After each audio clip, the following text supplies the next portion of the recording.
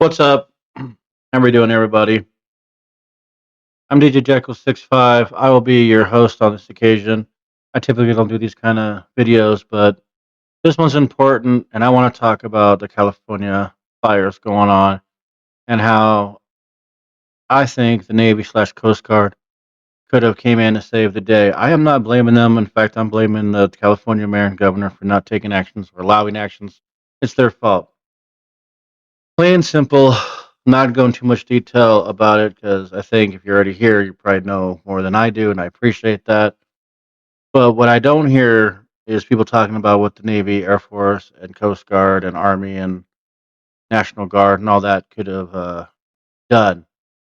Because a lot of these cities have one way in, one way out, and if the road is blocked or obstructed or unsafe, I know from experience. I was in the Navy. I was on a carrier aviation boatswain mate.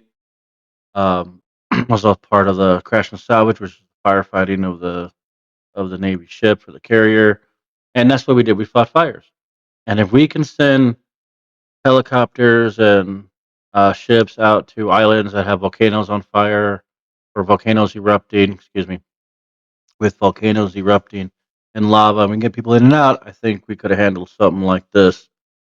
And they keep talking about not having water. Well, there's a lot of different ways to fight fires without using water, but the Navy and the Coast Guard, we definitely have water. Also, because of the salt in the water, we are quite aware of that. We are prepared for that. We can take care of that.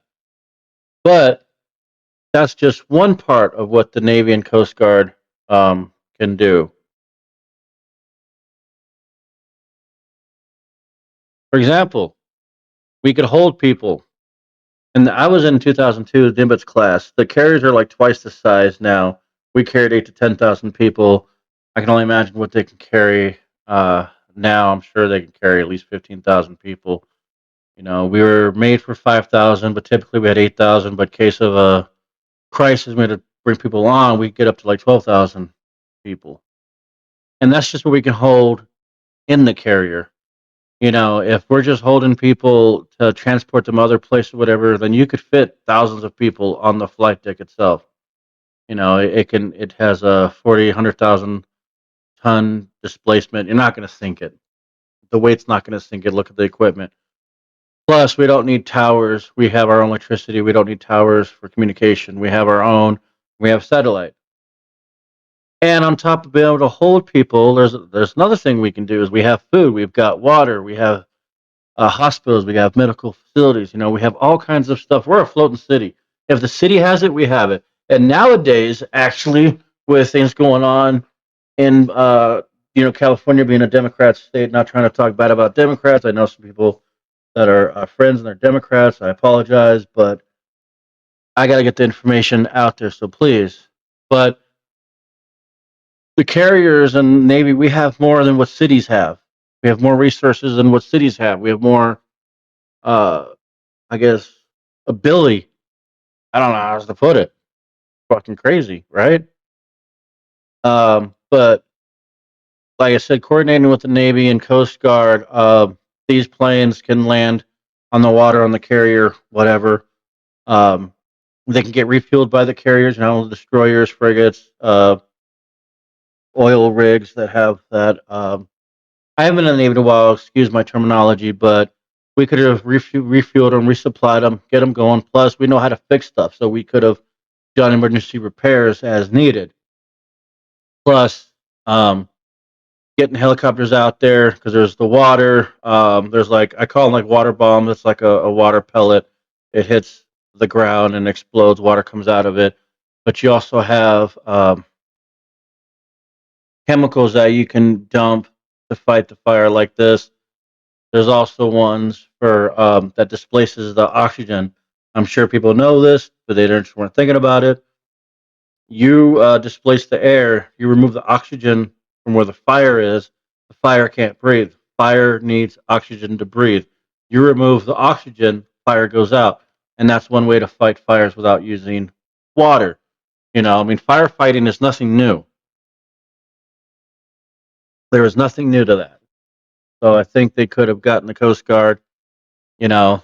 Let me show you a cool Coast Guard. Because in the Navy we used to make fun of them, but I know people might say, well, they don't shoot onto land. Oh yes, we can shoot onto land, pretty far. But on top of that, if we're helping with evac, we have more than one mission. Like we don't do just one thing. You name it, we do it.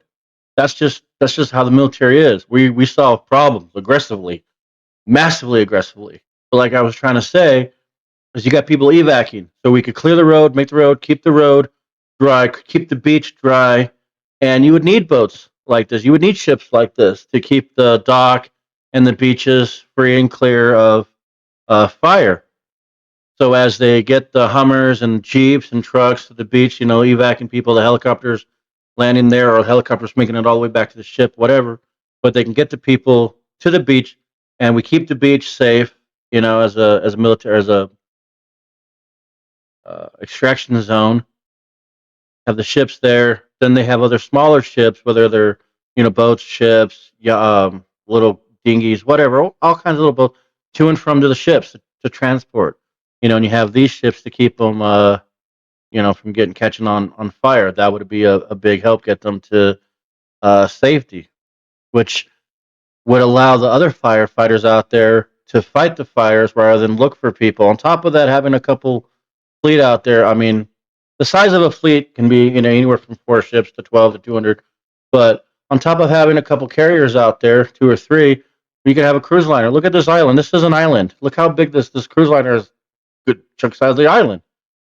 Get 2 or 3 out there, and like I mentioned, at least I think I mentioned that we have hospitals, we have medical, we have food, cruise liners, same thing. So you could get people to safety, and while they wait, they could become somewhat comfort because right now they're all traumatized.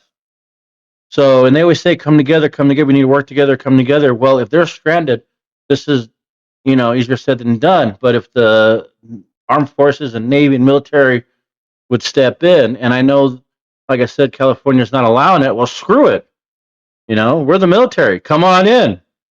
Do what we got to do. Martial law, whatever. Get people in, get them to safety. Do our job. Our job is to defend our land and our nation and our people from foreign and domestic, dangers, even if it's from, fires. I mean, look at these cool things that we have to fight fires and whatnot. I got to point that out too. So that's my 2 cents. Um, I want to know what you guys think of that. What really would have helped to get the Navy and Coast Guard and other armed forces involved to get in and just get shit done. Oh, and I was trying to mention in Katrina we had pumps to keep pumping water out so they wouldn't flood. It's like 300,000 pounds or tons or whatever, or gallons per second, whatever it can do. It's astronomical. But you can also use that in reverse. They could also use that to dump water onto the land or use it to fill up tankers. Just keep getting tankers, fill up the fire trucks, you name it, whatever needs water, whatever can carry water, they could use it to fill it and get that out there. I mean, in the 1820s, when New York and stuff was catching on fire, they used buckets and stuff, and they they handled it.